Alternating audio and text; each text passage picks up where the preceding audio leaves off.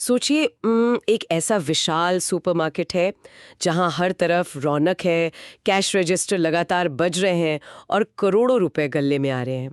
बाहर से देखने पर लगता है कि कारोबार लाइक आसमान छू रहा है। हाँ, बाहर से तो सब बहुत बढ़िया लगता है। बिल्कुल। लेकिन जब हम अंदर जाकर देखते हैं तो एक अजीब सी बात नजर आती है। अलमारियों पर सामान रखने के लिए या साफ सफाई के लिए या फिर ग्राहकों की मदद करने के लिए किसी भी इंसान को नौकरी पर रखा ही नहीं जा रहा। और यही तो सबसे डरावनी बात है। और ये सिर्फ एक ख्याली सुपरमार्केट नहीं है।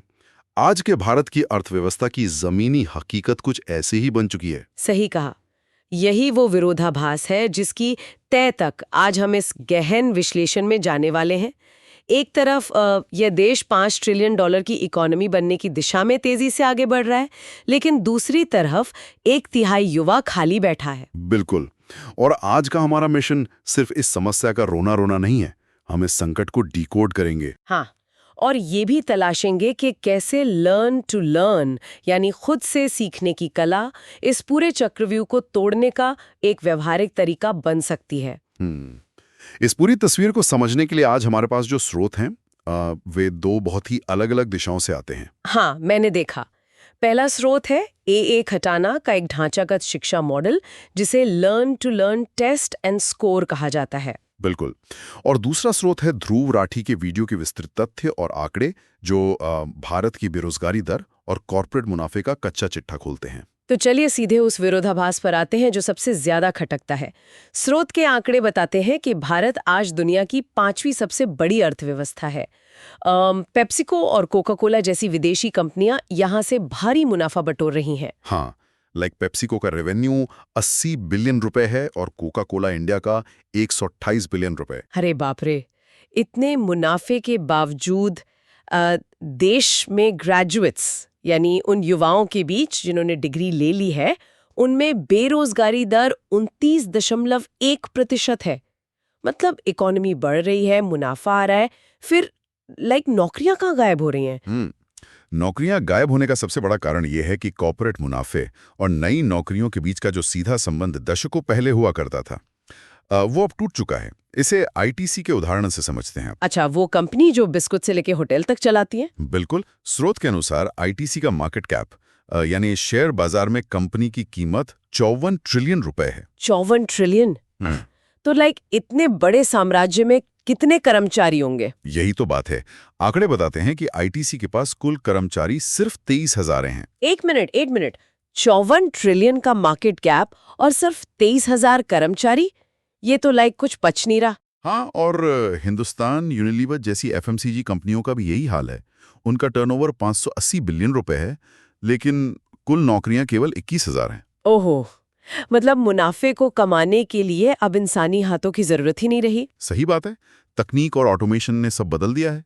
और ये केवल सर्विस या एफएमसीजी सेक्टर की कहानी नहीं है। मैन्युफैक्चरिंग सेक्टर में भी स्थिति खराब है। हाँ, मैन्युफैक्चरिंग तो हमेशा से रोजगार का सबसे बड़ा इंजन माना जाता था, है ना? बिल्कुल।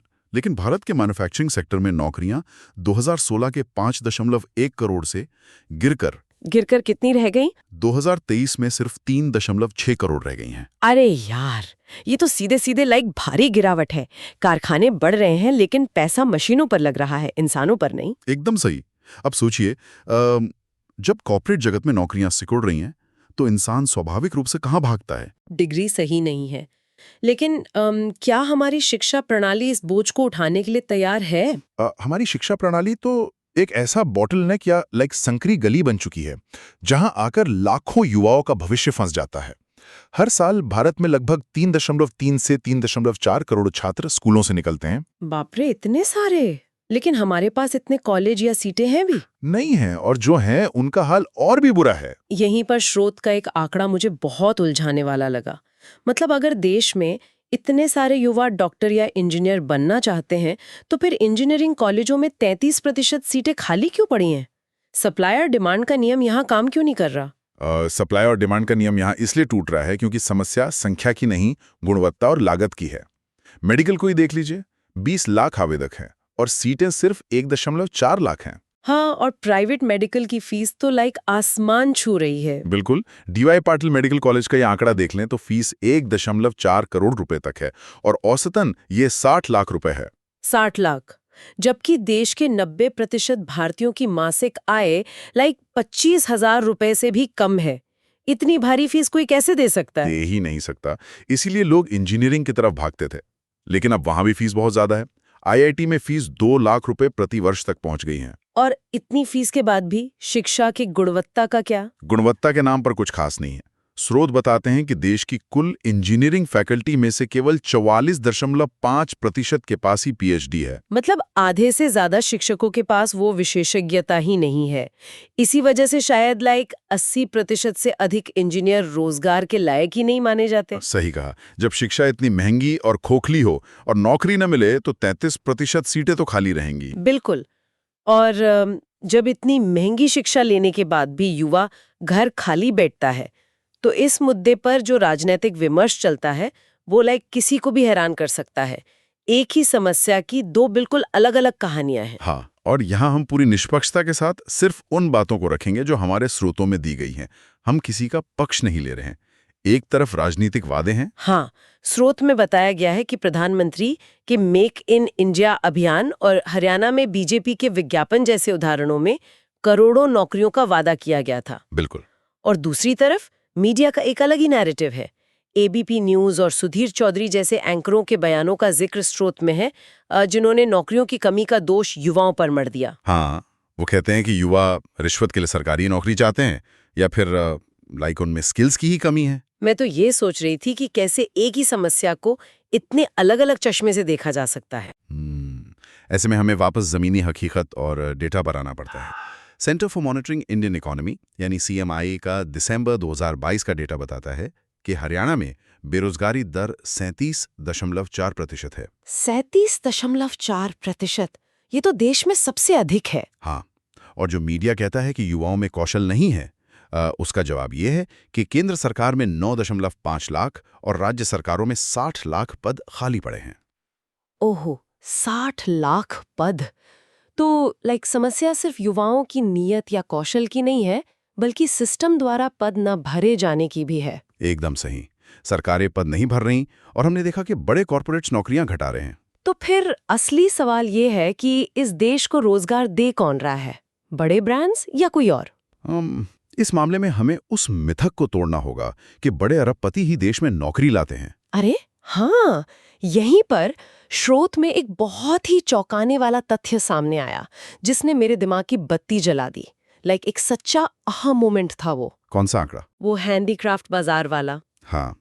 भारत का हस्तशिल्प बाजार लगभग 320 बिलियन रुपए का है, जो कि हिंदुस्तान यूनिलीवर के 580 बिलियन के टर्नओवर से काफी कम है। लेकिन ये हस्तशिल्प बाजार 69 लाख लोगों को रोजगार देता है। और हिंदुस्तान यूनिलीवर कितने लोगों को रोजगार दे रहा था? सिर्फ 21,000। मतलब ये हस्तशिल्प बाजार उस विशाल कॉर्पोरेट से 650 गुना ज्यादा लोगों को रोजगार दे रहा है। बिल्कुल। और यही असंगठित क्षेत्र यानी इनफॉर्मल सेक्टर की असली ताकत है। भले ही ये सेक्टर राष्ट्रीय उत्पाद में 50% का योगदान देता हो, लेकिन ये 90% कार्यबल को संभालता है। अच्छा, तो जो छोटे कारीगर हैं, दुकानदार हैं, वो सब इसी में आते हैं? हाँ, अमूल और लिज्जत पापड़ जैसी सहकारी समितियों का उदाहरण सबसे सटीक है। इन्होंने बड़े पैमाने पर रोजगार पैदा किया। लेकिन फिर सरकारें कॉर्पोरेट्स पर ही इतना मेहरबान क्यों रहती हैं? क्योंकि फोकस अक्सर बड़ी कंपनियों पर होता है। सरकार ने कॉर्पोरेट टैक्स को 30% से घटाकर 22% कर दिया, लेकिन उससे नौकरियां नहीं बढ़ी। तो करना क्या चाहिए? जरूरत इस बात की है कि छोटे स्तर के उद्यमों को उत्पादन के साधन और बाजार उपलब्ध कराए जाएं, ठीक वैसे ही जैसे अतीत में श्वेत क्रांति के समय हुआ था। हाँ, या फिर जैसे शुरुआती दशकों में स्थापित सार्वजनिक उपक्रमों यानी PSU के समय सरकार ने हस्तक्षेप किया था। बिल्कुल सही। लेकिन देखिए, बड़े स्तर पर सरकारी नीतियां बदलने में तो समय लग सकता है। एक आम व्यक्ति आज और अभी क्या कर सकता है? यहीं पर हमारा दूसरा स्रोत AA खटाना का लर्न टू लर्न मॉडल एक बहुत बड़ा हथियार बन जाता है। सिर्फ जानकारी जमा करने से कुछ नहीं होगा। हाँ, खटाना के learn to learn test and score system के अनुसार महारत सिर्फ संरचित शिक्षा और निरंतर अभ्यास से आती है ना? बिल्कुल। सिर्फ वीडियो देखने से कोई हुनर नहीं आता। टेस्ट एंड स्कोर का मतलब है कि जो भी सीखा है उसकी खुद परीक्षा लेना, गलतियां करना और सुधारना। और अगर हम इसे अपनी रोजमर्रा की जिंदगी से जोड़ें तो स्रोत के अनुसार सबसे पहला और थोड़ा कड़वा कदम है अपने फोन से सट्टेबाजी और जुए वाले ऐप्स हटाना। हाँ, क्योंकि वो सिर्फ समय और पैसा बर्बाद करते हैं। बिल्कुल। और अपना समय बचाकर कोई भी व्यावहारिक कौशल सीखना, अगर किसी को खाना बनाने का शौक है तो वो YouTube से कुकिंग सीखकर घर से ही एक क्लाउड किचन खोल सकता है। सही बात है। या फिर ज्वेलरी डिजाइनिंग हो या AI और वीडियो एडिटिंग सीखना हो, कुछ भी सीखा जा सकता है। हाँ, बस ये मानना होगा कि शुरुआती काम एक इंटर्नशिप है। कोई भी काम छोटा नहीं होता अगर उसे लगन से किया जाए। एकदम सही। अनुभव किसी भी महंगी डिग्री से ज्यादा कीमती होता है। तो आज की इस चर्चा में हमने देखा कि कैसे बड़े कॉरपोरेट्स और महंगी शिक्षा प्रणाली रोजगार देने में पूरी तरह विफल हो रहे हैं। और कैसे असली ताकत छोटे व्यवसायों और व्यक्तिगत कौशल के निरंतर विकास में ही छिपी है। बिल्कुल।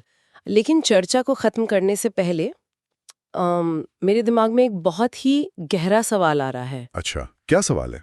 देखिए, हमने देखा कि कैसे बड़ी कंपनियां आज तकनीक का इस्तेमाल करके कम कर्मचारियों के साथ भारी मुनाफा कमा रही हैं।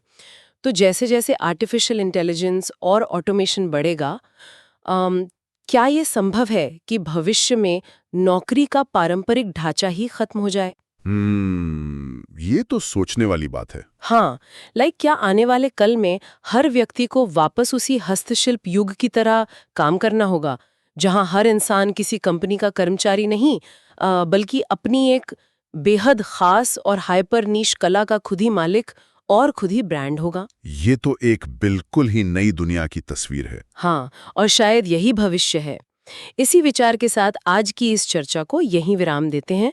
हमारे साथ इस गहन विश्लेषण में जुड़ने के लिए बहुत बहुत धन्यवाद। सीखते रहिए और अपने हुनर को तराशते रहिए।